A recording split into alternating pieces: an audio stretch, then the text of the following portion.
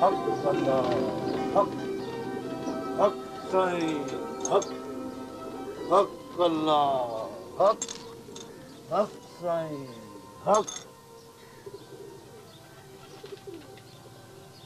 ये तुमने चावल नहीं खाए हैं पुत्र? बाबा भूख नहीं लग रही। घर के मजेदार खाने याद आ रहे होंगे ना? बाबा बड़े बड़े मजेदार खाने खाए हैं, बड़े बड़े नरम बिस्तरों पे भी सोया हूँ, लेकिन जो यहाँ के खाने और इस ठंडे और सख्त फर्श पर सोने का मजा है वो कहीं और नहीं आया। तुम कुछ दिनों से इधर ही हो पुत्र? किधर से आए और इधर कब तक रहोगे? एक सहरा अबूर करके आया हूँ, एक चश्मे की तलाश में। कैसा चश्मा? मोहब्बत और सुकून का चश्मा। अल्लाह तुम्हारी मुरादें जरूर पूरी करेगा। तुम्हें मोहब्बत भी मिलेगी और सुकून भी। हाँ बाबा, मुझे मोहब्बत ही चाहिए, ममता से भरी मोहब्बत। मैं जानता हूँ ममता कभी खुदगर्ज नहीं हो सकती। मुझे तुम पूरी बात बताओ, शायद मैं तुम्हारी मदद कर सकूं पुत्र। हाँ बाबा, मैं आपको जरूर बताऊंगा कि मैं कौन हूँ और कहाँ से आया हूँ।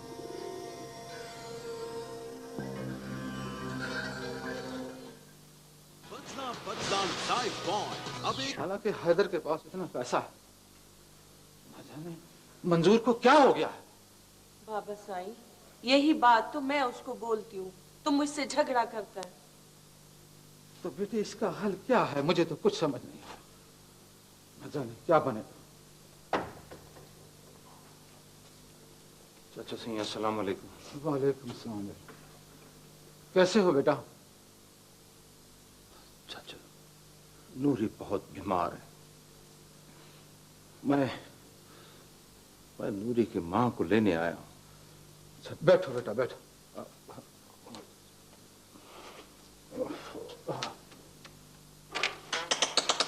और सुनाओ बेटा, तुमने क्या फैसला किया? चाचा, मैंने क्या फैसला करना है?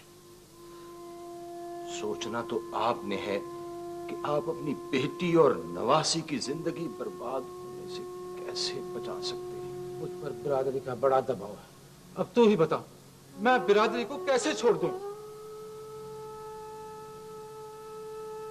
नूरी की मां, अरे तू अपनी बेटी और घर का ही एहसास कर ले कुछ।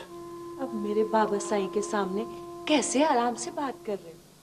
घर में तो इसी बात पे मुझसे झगड़ा करते थे, मुझसे रिश्ता खत्म करने की बात की। मैं तेरे आगे मिन्नत करता हूं, कुछ इस मसले का हल निकाल, इसको कुछ तो समझा चाचा। देखना, कुछ अपनी बिरादरी वालों को भी कह के वो कुछ तो ख्याल करें हमारा। ठीक है बेटा, तू परेशान ना हो। मैं आज ही बिरादरी वालों से दोबारा बात करता हूँ। नूरी की माँ, तू चल रही है ना मेरे साथ? नहीं, मैं अब बिरादरी वालों का फैसला सुन के ही जाऊंगी।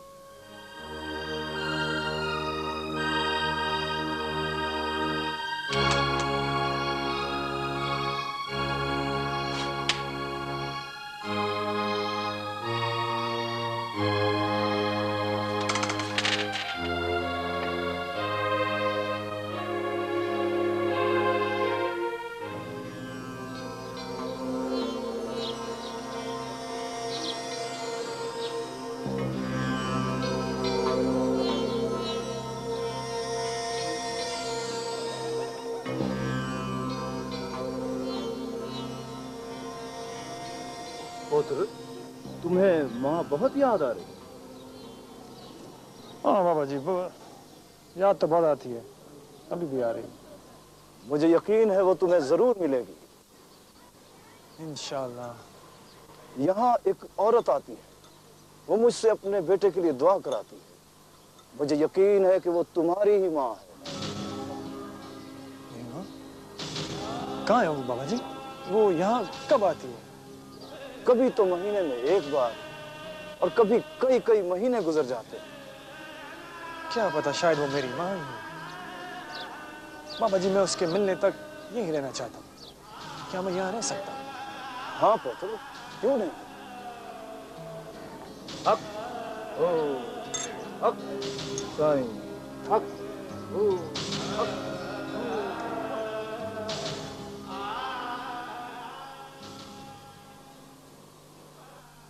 देखो भाइयों, मैं अपनी शर्त तोड़ने पर मजबूर हूं, लेकिन लड़की किसी भी सूरत में मानने को तैयार नहीं है। अजीब आदमी हो तुम मूसा, नया रिवाज निकालते हो। आज तक खानदान में किसी ने लड़की की मर्जी पूछी है? बड़े शर्म की बात है कि अब लड़की को मनाया जाए। लेकिन लड़की का बाप भी तो नहीं मानता। उसने तो अपनी बीवी को छोड़ देने की धमकी भी दे दी है। तो क्या हम उसकी धमकी के आगे ये अपनी सदियों पुरानी रस्म तोड़ देंगे? और हम उसके और उसकी बेटी के सामने ये जितने भाई आए बैठे हैं सर झुका देंगे? तो फिर तुम ही मुझे बताओ, मैं क्या करूं और क्या ना करूं? मेरी समझ में तो कुछ नहीं आता। मूसा, मेरी बात मानोगे? और मैं तो कहता हूं कि लड़की को अपने घर ले आओ और हैदर से उसका निकाह कर दो। अल्लाह अल्लाह खैर सल। ओ खुदा के बंदे, निकाह भी कभी जबरदस्ती हुआ है? जिस निकाह में लड़की का बाप ही शामिल ना हो उसे मौलवी साहब कभी नहीं पढ़ाएगा, समझे? कोई और बात करो, कोई और तजवीज निकालो। पट्टे वाली शर्त तोड़ने का जुर्माना भी होता है, 20 ऊंट। अगर मंजूर ने बेटी का रिश्ता ना दिया तो उसे 20 ऊंट जुर्माना देना पड़ेगा। 20 ऊंट? हाँ, ये ठीक है, 20 ऊंट। मैं आज ही जाकर उससे 20 ऊँटों का मुतालबा करता हूँ, ताकि उसे भी तो पता चले कि शर्त तोड़ना इतना आसान नहीं है। हाँ ठीक है भाइयों, मुझे मंजूर है।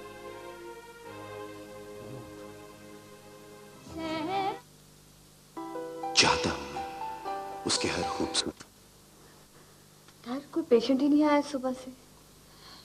मुझे लगता है कि यहाँ पे गांव में लोग बीमार ही नहीं होते। ऐसी बात नहीं है मैडम साहबा, बीमार तो होते हैं लेकिन इलाज के लिए डॉक्टर्स के पास नहीं जाते। तो या हकीमों के पास जाते हैं या फिर पीरों के पास। ये बेचारे भी क्या करें, जब शहरों से अच्छे पढ़े लिखे डॉक्टर गांव में नहीं आएंगे तो ये हकीमों के पास जाएंगे और पीरों फकीरों के पास ही जाएंगे। वैसे तुमने क्लिनिक के बारे में गांव वालों को नहीं बताया? मैडम जी, एक एक घर में जाकर मैंने बताया है। असल में यहाँ के लोग जो हैं वो डॉक्टर्स पे भरोसा नहीं करते, और जब उन्हें पता चलता है कि डॉक्टर एक लड़की है तो क्या रुक क्यों गए, बोलो? तो मैडम साहिबा वो मजाक उड़ाते हैं, हंसते हैं। इसका मतलब तो ये हुआ कि इन लोगों पर अपना एतमाद बहाल करना पड़ेगा। इन्हें बताना पड़ेगा कि मैं यहाँ इनकी खिदमत के लिए आई हूँ, इनके लिए आई हूँ।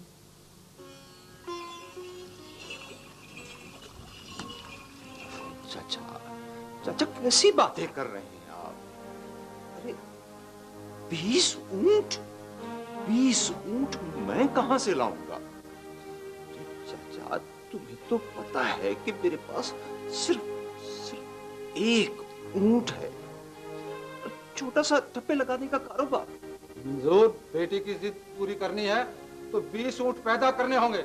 मुझे क्या, मैंने तुम्हें बिरादरी का फैसला सुना दिया है।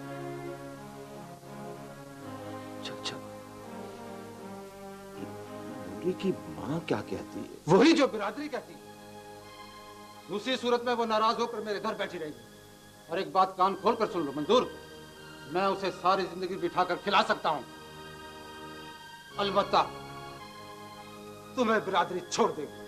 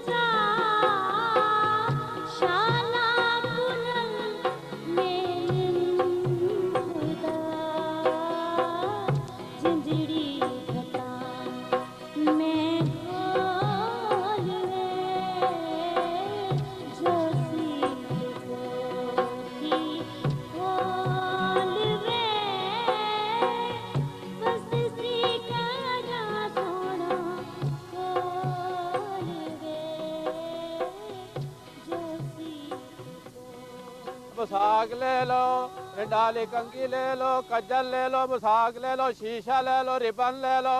सही ये बिरादरी वालों ने असल शर्त छोड़कर 20 ऊँटों के जुर्माने वाली बात जो की है ना, सही ये बात ठीक नहीं की बिरादरी ने।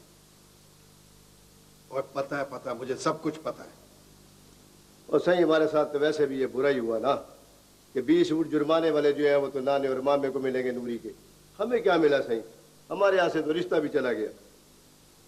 ये नूरी के बाप की हैसियत ही क्या है, वो 20 ऊँट दे सकता है? आखिर उससे नूरी का रिश्ता मुझे देना ही होगा। आप ठीक कह रहे हैं सही, अल्लाह ऐसा ही करे। अच्छा सही मैं चलता हूँ। और सुन जी सही, वो कमी काम कर रहे हैं कि नहीं कर रहे, जाके उनकी निगरानी कर, मुझे तो उनके हाथों में जान ही नहीं लगती और शाम तक मुझे ये काम मुकम्मल चाहिए। ठीक है सही हो जाएगा।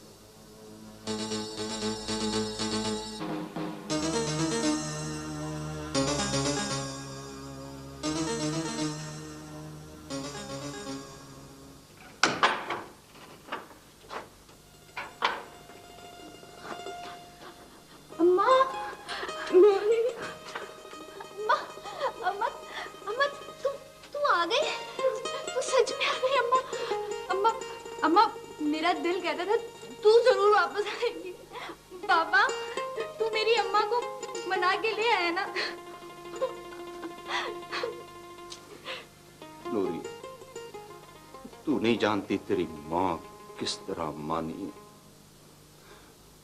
और मैं आप किस दिल से माना हूं। माने हो बाबा? क्या माने हो बाबा?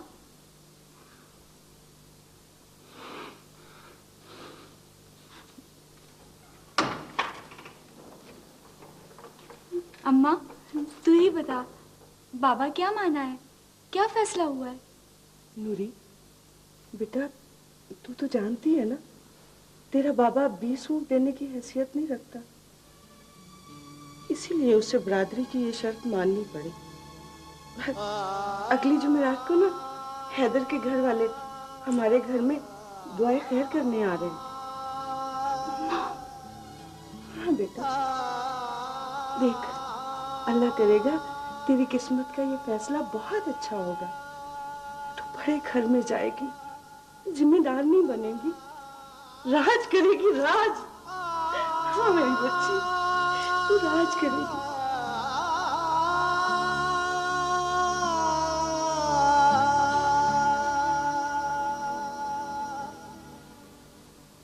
अमीजान, अमीजान, अमीजान, आपने आंटी सुमिया से बात की? हाँ, उसने मेरी आवाज सुनते ही फोन रख दिया। वो समझती है कि मैंने उससे उसकी बेटी को अलग कर दिया है। अगर इस कदर राजदारी बरतना ही थी तो मुझे और रिश्तेदारों को बताया ही क्यों था कि नादिया उसकी लेपालिक बच्ची है। अमीजान, क्या उन्होंने नादिया को यकीन दिलाने की कोशिश की कि वो उनकी सगी बेटी है? क्योंकि मैं जब नादिया से मिला तो वो अजीब कश्मकश में मुब्तला थी। तुम्हें जरूरत ही क्या उससे मिलने की? उसने तुम्हारा प्रपोजल रिफ्यूज किया है। भला शर्जील के मुकाबले में तुम्हें क्या कमी है? ये शर्जील का जिक्र बीच में कहां से आ गया? देखा नहीं तुमने? नादिया ने अपनी बर्थडे पर शर्जील को ही सिर्फ इनवाइट किया हुआ था। मैंने महसूस किया है कि वो नादिया में इंटरेस्टेड है, उसी की वजह से उसने तुम्हें इनकार किया। लेकिन अगर वो ऐसा करती तो उसके बार बार मना करने के बावजूद चोलिस्तान क्यों गई जॉब करने के लिए? और वैसे भी शर्जील यहाँ इसी शहर में जॉब कर रहा है। मुझे तो उनके रास्ते अलग लग रहे हैं अमीजान। तुम भी अपना रास्ता अलग बना लो। वैसे भी उसकी नाराजगी और इनकार के बाद मैं उनसे कोई ताल्लुक रखना नहीं चाहती। तुम भूल जाओ उसे। अच्छा अमीजान, मैं चलता हूँ। अरे बेटा रुको, नाश्ता तो करते जाओ। मुझे ऑफिस से देर हो रही है। माँ जी, मुझे हुकूमत ने आपके गांव में आप लोगों का इलाज करने के लिए भेजा है। आप लोगों को कोई परेशानी हो, कोई बीमारी हो, कोई मसला हो, आप लोग मेरे पास आइए, मैं आप लोगों का इलाज करूंगी। और अगर कोई परेशानी या बीमारी नहीं भी है तो भी मेरे पास आइए, क्योंकि मैं आप लोगों से दोस्ती करना चाहती हूँ, है ना? आप लोग करोगे मुझसे दोस्ती? डॉक्टर नहीं, तुम यहाँ पे क्या कर रही? देखिए, मैं यहाँ गांव वालों से मिलने आई हूँ, अपना तारुफ करवाने आई हूँ। तुम डॉक्टर नहीं हो तो अस्पताल में जाकर बैठो, जिसने इलाज कराना होगा खुद ही आ जाए। अगर मैं इनसे मिली जुलूंगी नहीं तो उनको कैसे पता चलेगा कि गांव में नई डॉक्टर आई है? कोई ना भी आए तो क्या, तुम्हारी तनख्वाह तो पक्की है ना। बस अपनी तनख्वाह से मतलब रखो और खामखा हम बस्ती वालों के मामलात में दखल अंदाजी मत करो। आप मेरी बात समझने की कोशिश करो, मुझे तनख्वाह से कोई गरज नहीं है। हैरत है, तुम्हें पैसों की कोई गर्ज नहीं। मैं तो हैरान हूं कि तुम्हारे माँ बाप ने तुम्हें अकेले यहाँ कैसे भेज दिया। आप क्या समझते हैं कि मैं? हम कुछ नहीं समझते बीबी, बस हमें माफ करो और आइंदा यहाँ पे आने की कोशिश ना करना। छोड़े मैडम जी, छोड़े, कोई फायदा नहीं है लोगों से बात करने का। चलें। अच्छा, मैं फिर आऊंगी। हाँ, खुदा हाफिज़।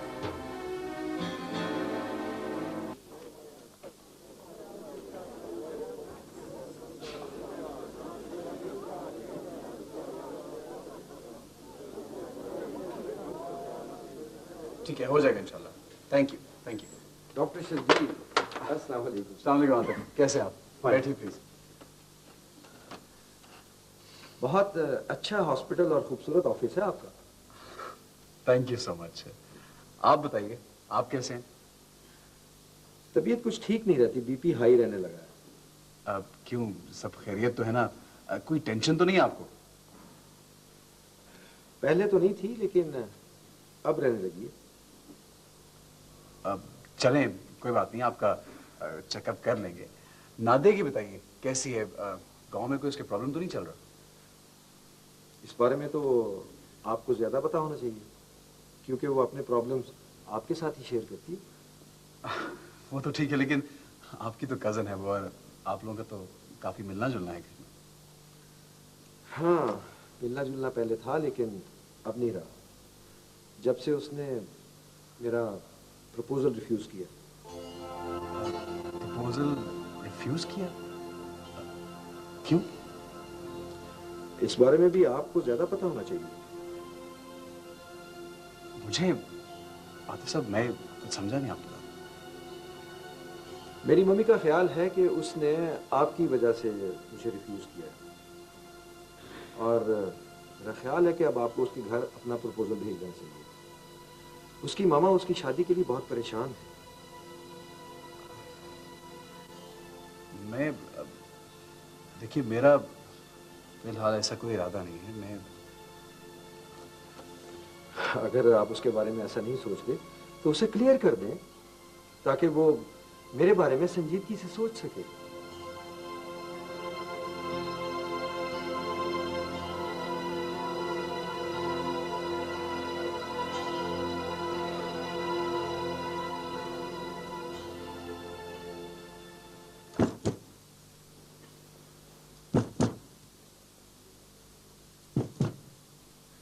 मासी, ठप्पे तो बड़े अच्छे लगा रही हो।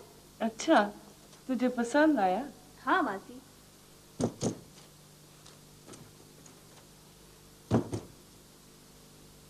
नूरी, ये इधर चादर तो पकड़। नूरी, ओ नूरी, इधर से चादर पकड़, ये बल पड़ रहा है बीच में, खींच इसको। नूरी, कई दिन से तुम बाहर नहीं निकली, ना ही टोपे पर गई हो और ना ही खेतों में। सुखा, हट जा, वो आ रहे हैं। वो, हट जा, हट जा, उन्हें आने दे। अच्छा, आने दे उन्हें। हाँ। नूरी, किसे आने दूं? कौन आ रहा है?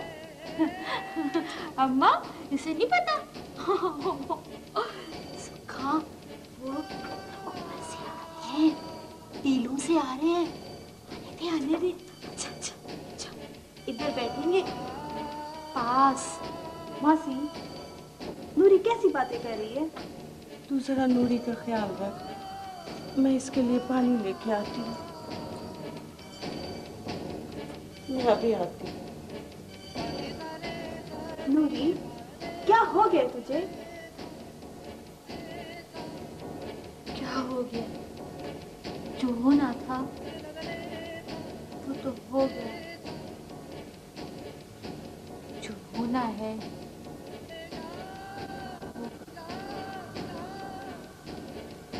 नूरी, नूरी, तेरी तबीयत तो ठीक है ना? चल उठ, मैं तुझे बिस्तर पे लिटा दूँ। उठ, चल उठ ना। छोड़ दे मुझे, छोड़ दे मुझे।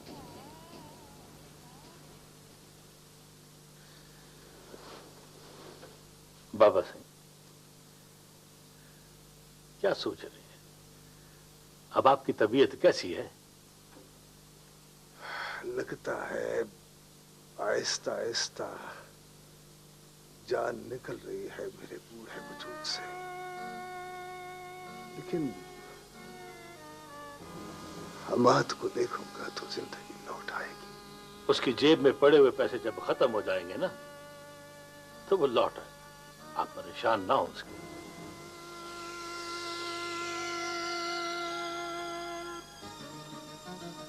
क्या तुम परेशान नहीं हो?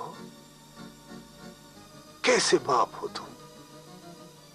इतना भी नहीं जानते कि वो सरकश लड़का अगर अपनी उतर आया तो इंटेंट को लेगा, मजदूरी कर लेगा, लेकिन पैसे मांगने के लिए तुम्हारे पास कभी नहीं आएगा।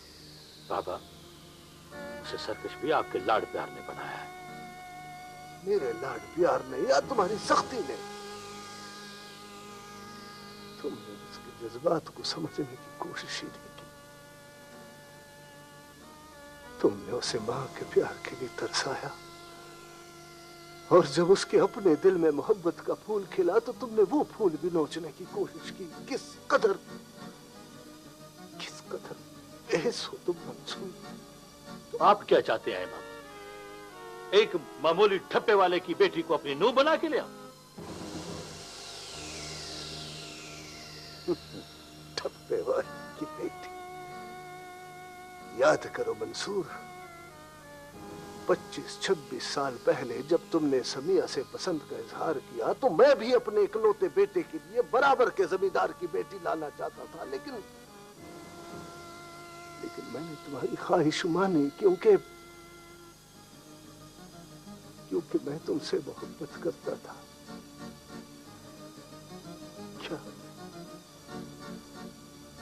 क्या तुम्हें अपने इकलौते बेटे से प्यार नहीं है? बाबा, ये वक्त ऐसी बातें करने का नहीं है। आपकी तबीयत ठीक नहीं, आप आराम करें, मैं हकीम साहब को ले आता हूं।